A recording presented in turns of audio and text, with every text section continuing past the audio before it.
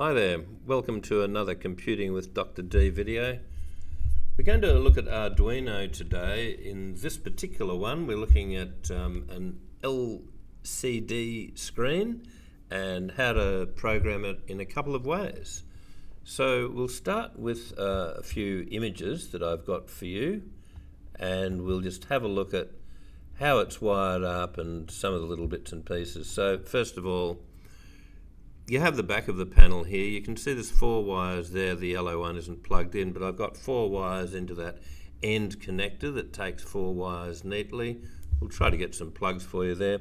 That little thing in the middle there, that kind of potentiometer, you can turn that to alter the brightness of the screen, which alters the appearance of the little digits on the other side quite dramatically, because you'll find at some juncture, if you get a new one, that they won't work unless you turn that. Now that's the wiring on the board. You can see it's the first 4 spots and a ground on the other side with the 3rd spot missing. Here's the screen itself and wired into the Arduino.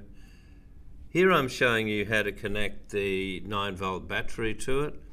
Once you get your code onto the Arduino, you can simply plug in the battery and it will function much like this.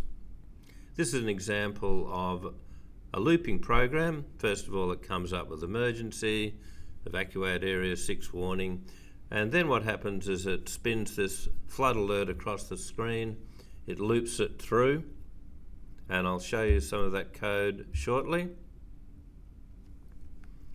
And then I've done a different version of that. If you don't like that one where it goes through both screens, you can have a simpler looping system where it will say kind of warning, evacuate an area, and there's the code there for that. But I'll go into Arduino now and show you the 2 lots of code. There it is starting up. So it starts with an emergency and then it just goes through this kind of looping warning and telling you to evacuate different areas. So you can put any text in there as long as it's less than 16 characters. So in the actual code for the second one that we just saw, the simple one, you can see that here where we open up the code in with liquid crystal. You have to install that package yourself or get your teacher to help you. You're declaring a couple of variables here. I'm going to use some columns in the next one, don't worry about that bit. So there's a setup that you use which starts things off. Emergency goes, 3-second wait.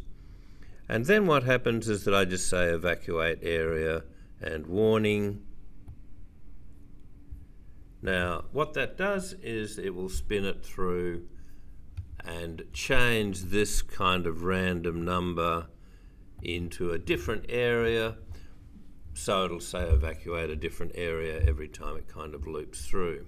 Now the other version that I've got here is where it will loop through everything for you, and that's this bit of code here where it runs flood alert across the screen and tracks through all of the different character spots in the array of letters. I'll leave that with you there. You can get this code.